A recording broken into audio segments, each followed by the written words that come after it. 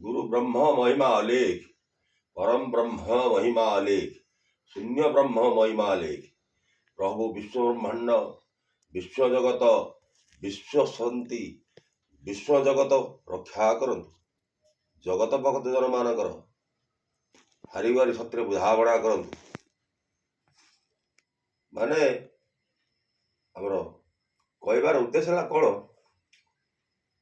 आपण मैंने समस्ते ये विश्व जगत आमर उड़ीसा नहीं कि आमर भारत नहीं, आमर सारा पृथ्वी माने जहा कि ये सृष्टि जिते देश मध्य अच्छी ये समस्त राज्य भितर थी मध्य आमर उड़ीसार मुख्य धाम है श्री जगन्नाथ धाम। ये माटी रे जड़े अंधत्व शक्ति जड़े बालक जन्म होते जहाँकर ना है महान सन्थ कवि भीम भोई। से भीम भोई बहुत जगत पाई प्रभु पाखे निवेदन कर जड़े कहले प्रभु प्राणी का आरत दुख प्रमित देखु देखु खेबा सहु मुजीवन पछे नरके पड़ी थाऊ जगत उद्धार हेउ। हे प्रभु ये जगतर कल्याण निमंते मु आपण अभय श्री चरण पद्म पाद रण तले मोर अशेष कोटि बार पड़ा। सी भीम भोई जो समय 12 वर्ष होते पिला मान साथी रे कंदरा बोली गोटे जंगल अच्छी तांको घर है रेड़ाखोल पाखे गोटे ग्राम अच्छी से ग्राम ना हूँ कंकणपड़ा। कंकणपड़ारू 7 किलोमीटर से गोरु चरैया जाती। से समय बापा चलीगले माँ चलीगले खाइबा को दवा किए नहीं भोक शोष हाथुर होगिनी से गाई चरईगिनी से प्रभु कौन जन बुलू थाई बने नीति प्रतिदिने बसा कुसंगते घेनी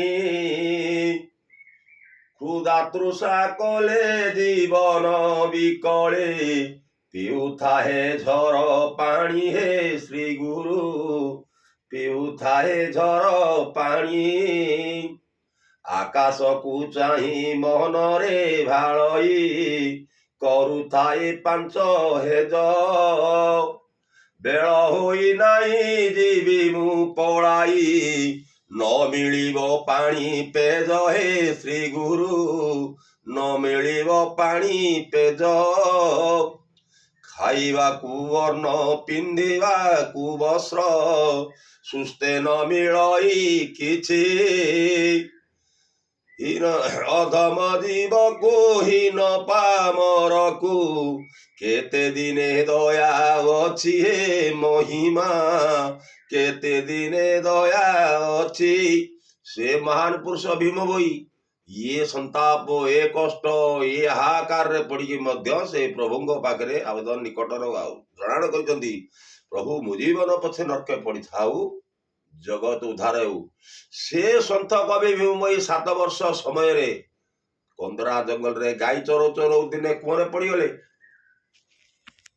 जिते बेले पड़गले तांको सांगे जो पिला माने थिले से देखला कौन है ए भीम कुआं पड़गले से दौड़ी जाई गाँव खबर देले कहले दौड़ी आस भीम भोई कुआं पड़गले।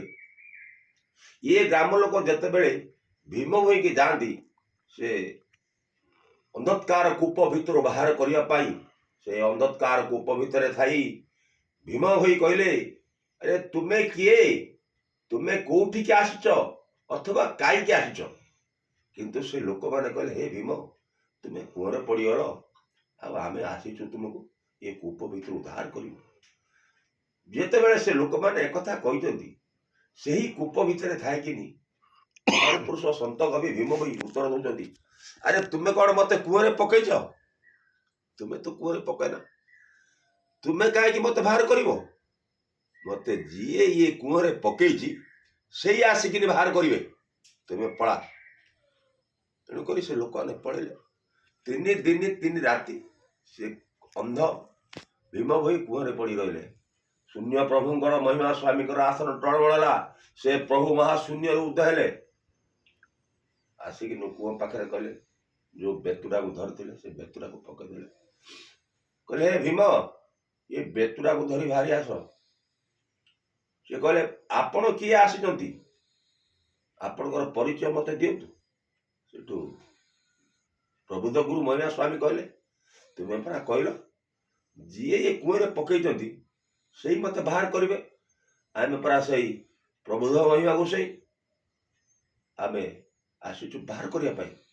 ଆଚ୍ଛା, ପ୍ରବୁଦ୍ଧ ମହିମା ସ୍ୱାମୀ ଯଦି ଆପଣ ହେଇଛନ୍ତି, ତାହେଲେ ପ୍ରଭୁ ଆପଣଙ୍କର ଅଭୟ ପାଦକୁ ବଢେଇ ଦିଅନ୍ତୁ, ଯାହା ଦ୍ୱାରା ମୁଁ ସେ ଅଭୟ ପାଦକୁ ଧରିକିନି ଏ କୂପ ଭିତରୁ ଉଦ୍ଧାର ହେବି।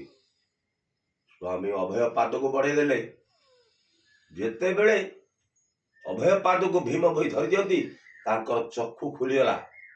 ସିଏ ଚାହିଁଦେଲେ, କହିଲେ, ପ୍ରଭୁ ଇଏ କଣ ମୁଁ ଦେଖୁଛି?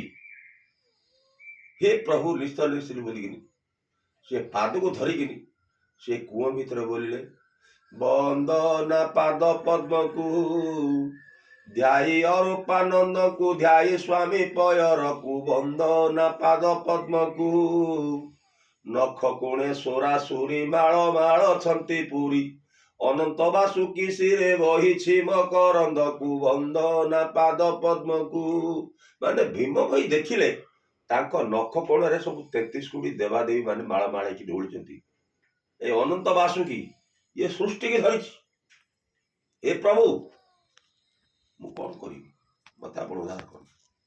ସେଠୁ ଯେତେବେଳେ ଭଜନଟି ଭୀମ ଭୋଇ ବୋଲି ସାରିଲେ, ପ୍ରବୁଦ୍ଧ ଗୁରୁ ମହିମା ସ୍ୱାମୀ ପାଦ ଟେକିଦେଲେ। ଭୀମ ଭୋଇ ଉପରକୁ ପଳେଇ ଆସିଲେ। ଯେତେବେଳେ ଉପରକୁ ପଳେଇ ଆସିଲେ, ସେ ପ୍ରଭୁଙ୍କ ଦର୍ଶନ କରିକିନି ସେ ପ୍ରଭୁ କହିଲେ, ପ୍ରଭୁ ମୁଁ ଆପଣଙ୍କ ଦର୍ଶନ ପାଇକିନି ଇଏ ଜୀବ ଧନ୍ୟ ହେଲା ମୋର, କିନ୍ତୁ ମୁଁ ଏତିକି ବର ମାଗୁଛି, ଇଏ ଚକ୍ଷୁରେ ଇଏ ମାୟାକୁ ମୁଁ ଦେଖିବିନି। ଏ ସୃଷ୍ଟି ଖାଲି ମାୟାରେ ତିଆରି ହେଇଛି, କିନ୍ତୁ ମୁଁ ଯୋଉ ଅନ୍ଧ ଥିଲି ଆପଣ ସେଇ ଅନ୍ଧ ମତେ କରିଦିଅନ୍ତୁ। ମହିମା ସ୍ୱାମୀ କହିଲେ, ତଥାସ୍ତୁ। ଏହା କହିକି ତାଙ୍କୁ ଦିବ୍ୟ ଶକ୍ତି ଦେଲେ, ଯାହାକି ଦିବ୍ୟ ଜ୍ଞାନ, ଦିବ୍ୟ ଚକ୍ଷୁ, ଯାହା ଦ୍ୱାରା କି ବିଶ୍ୱ ବ୍ରହ୍ମାଣ୍ଡକୁ ସେ ଦେଖିପାରିବେ। ତେଣୁକରି ଯେତେବେଳେ ପ୍ରବୁଦ୍ଧ ମହିମା ସ୍ୱାମୀ ଅପ୍ରଚ୍ଛନ୍ନ ବେଶରେ ବୁଲୁଥିଲେ, ସେତେବେଳେ ଭୀମ ଭୋଇଙ୍କୁ 4 ବର୍ଷ ହେଇଥିଲା। 4 ବର୍ଷ ସମୟରେ ସେ ମହିମା ସ୍ୱାମୀଙ୍କୁ ଦର୍ଶନ କରିଥିଲେ। ସେ ସମୟରେ ସେ କଣ ଲେଖିଛନ୍ତି ତୁସ୍ତି ଚିନ୍ତାମଣିରେ, 4 ବରଷ ସମ୍ପୂର୍ଣ୍ଣ ସମୟରେ ଦେଖାଥିଲା ଜ୍ୟେଷ୍ଠ ମାସେ, ନିର୍ବେଦ କର୍ମେ ଯୋଗୀ ପୁତ୍ର ଗୋଟିଏ ବୁଲୁଥିଲେ ଗ୍ରାମ ଦେଶେ, କଷା କୌପି ନ ଚଢାଇ ସେ ପୁଣ ଦିଶୁଥିଲେ ଅପ୍ରଚ୍ଛନ୍ନ, ବେନି ଭୁଜରେ ପ୍ରତ୍ୟକ୍ଷ ଦେଖିଅଛି ଥିଲା ଶଙ୍ଖ ଚକ୍ର ଚିହ୍ନ, 2 ପଥା ଦାଣ୍ଡେ ବିଜେ କରି ସ୍ୱାମୀ ହସ୍ତରେ ଖପରା ଧରି, ଦିଅ ମାତା ବୋଲି କରି ମାଗୁଥିଲେ ଭିକ୍ଷାଚାରୀ, ସେତେବେଳେ ମୁଇଁ ପାଖେ ଠିଆ ହୋଇ ଅଳପ ତ ଅଛି ଜାଣି, ଥାଳ ଘେନି ସ୍ୱାମୀ ଆପେ ମାଗୁଥିଲେ ଦିଅ ବାବୁ ମୋତେ ପାଣି, 7-5 ହୋଇ ମନ ଚୁହା ଚୁହିଁ ଯଉ ମାନିଆ ହେଲେ, ଧର୍ମ ବୋଲି ତେଣୁ କରି ସ୍ୱାମୀ ସେଠାରୁ ଚଳିଗଲେ। ଶେଷ ସମୟ କଥା ଭାବିଲେ ମୋର ହୃଦୟ କାନ୍ଦୁଛି।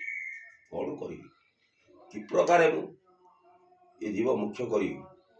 ହେ ପ୍ରଭୁ, ଏତିକି ମାତ୍ର ମୁଁ ଆପଣଙ୍କ ଅଭୟ ପାଦ ପଦ୍ମରେ ଶରଣାପନ୍ନ ହୋଇ ମାଗୁଛି। ମତେ ଏତିକି ଦୟା କରନ୍ତୁ, ମୋ ଜୀବନକୁ ନର୍କେ ପକେଇ ଦିଅନ୍ତୁ। ମୋର ଜୀବନ କିଛି ଆବଶ୍ୟକ ନାହିଁ, କିନ୍ତୁ ଏ ଜଗତ ଉଦ୍ଧାର କରିଦିଅନ୍ତୁ। ସେତେବେଳେ ସେ କହିଥିଲେ, ପ୍ରାଣୀଙ୍କ ଆରତ ଦୁଃଖ ପ୍ରମିତ ଦେଖୁ ଦେଖୁ କେବା ସହୁ, ମୋ ଜୀବନ ପଛେ ନର୍କେ ପଡ଼ିଥାଉ ଜଗତ ଉଦ୍ଧାର ହେଉ, ହେ ମହାବାହୁ ଜଗତ ଉଦ୍ଧାର ହେଉ।